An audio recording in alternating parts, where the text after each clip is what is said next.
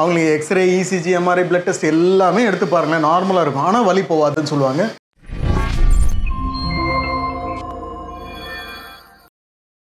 Hi, இன்றைக்கி ஒருத்தர் வந்திருந்தாங்க. அவங்களுக்கு வந்து பார்த்தீங்கன்னா திடீர்னு ஃபிட்ஸ் வந்துச்சு. இது வரைக்கும் வந்ததே இல்லை. சின்ன பிள்ளையிலேருந்து ஏஜ் 38ல் இப்போ 7 வருஷமாக மெடிசன் சாப்பிட்றாங்க. ஏஜ் 45. 3 இயர்ஸ் சாப்பிட்டா நடுவில் ஒரு வாட்டி தான் வந்ததுன்னு சொன்னாங்க. வெறும் ஸ்ட்ரெஸ்னால. ஏஜ் எடுத்தால் நார்மல், எம்ஆர்ஐ பிரெயினா நார்மல். இது மைண்ட் எந்த அளவுக்கு பிளேஸ் வெரி மேஜர் ரோல்னு சொல்கிறேன். ஒரு சின்ன விஷயம், நாங்கள் டெஸ்டிங் பண்ணுற டெக்னிக் ஒன்று சீக்ரெட் ஒன்று சொல்லித்தரேன். ஒரு பேஷண்ட் இங்கே வலி கழுத்து முடியவே இல்லைனாரு. இன்றைக்கி வந்திருந்தாங்க. இவங்க பேஷண்ட் தான். பேஷண்ட் சொல்லக்கூடாது, கிளைண்ட்டு. அவருக்கு இந்த இடத்துல வலி பயங்கரமாக இருந்தது. இந்த இடத்துல தொட்டு பார்த்தா முடியல, கை தூக்க முடியல, வலி ஜாஸ்தி அப்படின்னு சொன்னார். அவர் என்ன பண்ணோம், அப்படியே இங்கே அடுத்த அவர் தொடவே விடலை. வலிக்கு இது தொடாதீங்கன்னு சொன்னாங்க. அப்போ நான் என்ன பண்ணேன்னா, இது வந்து கண்டிஷன் பேரில் அப்புறம் சொல்கிறேன். அப்போ நான் என்ன பண்ணோன்னா, நீங்கள் அப்படியே இங்கே தொட விடலை, வலிக்குதா இந்த இடத்துலன்னு சொல்லிட்டு நாங்கள் என்ன பண்ணோம், இந்த இடத்துல அழுத்திப்பாது, இங்கே வலியே இல்லைன்ற, இங்கே சுத்தமாக வலியே இல்லை, இங்கே தான் வலிக்குதுன்னு சொன்னாங்க. அப்படியே சொல்லிட்டு இங்கே நல்லா பாருங்கன்னு சொல்லும்போது இந்த இடத்துல ப்ரெஷர் கொடுக்குறேன் நான்.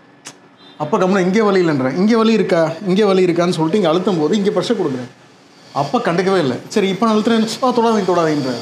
ஸோ இது வந்து one of the type of psychosomatic pain. ஸ்ட்ரெஸ்ஸுனால வந்து எந்த அளவுக்கு அவங்களுக்கு பாடியில் இம்பேக்ட் ஆகி தலையில் ஆட்டாதீங்கம்மா சொல்லி பேச வராது. கிளாஸ்லாம் இல்லை, ஸ்கூல்லாம் இல்லைங்கம்மா. ஸ்ட்ரெஸ்ஸுனால வந்து இதை எடிட் பண்ணுறியா?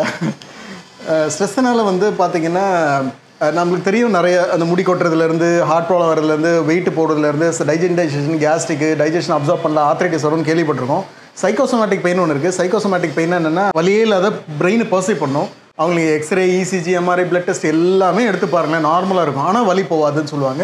இன்றைக்கி காலையில் வந்து அந்த ஒரு மேடம் வந்தாங்க, இன்னொருத்தவங்க. அவங்க வந்து சைக்கோசோமேட்டிக், அவங்க பையனும் மெடிசன் முடிச்சிருக்கேன், ஏதோ ஹாஸ்பிட்டலில் இருக்காங்க. அவங்க மருமகளும் டாக்டர்னாங்க, கைனகாலஜிஸ்ட்னாங்க, எல்லாருமே இருக்காங்க. ஆனால் என் பிரச்சனையை அவங்களால சரி பண்ண முடியலன்னு சொல்லிட்டு ஃபீல் பண்ண உட்காந்து ரொம்ப அழுதுட்டு இருந்தாங்க.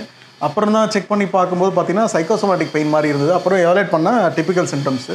அப்போது இது என்னென்னா அதாவது என்னென்னா பிரெயினை வந்து பர்சீவ் பண்ண ஒரு வலியே இல்லாத இடத்துல ஒரு வேக் பெயின் கொடுக்கும். இது ஃபைப்ரோமால்ஜியா மாதிரி இல்லை. ஃபைப்ரோமால்ஜியாவது தொட்டால் வலிக்கும், எங்கே அழுத்தினாலும் வலிக்கும்னு சொல்லுவாங்க. அதை ட்ரீட்மெண்ட் இல்லைன்னு சொல்லுவோம். அது டிபெண்ட்ஸ் ஒரு கண்டிஷனை பொறுத்து மாறும். ஸ்ட்ரெஸ்னால் வரும், கைனகாலஜி இஷ்யூனால் வரும், ஹார்மோன் இம்பேலன்ஸ்னால் வரும்.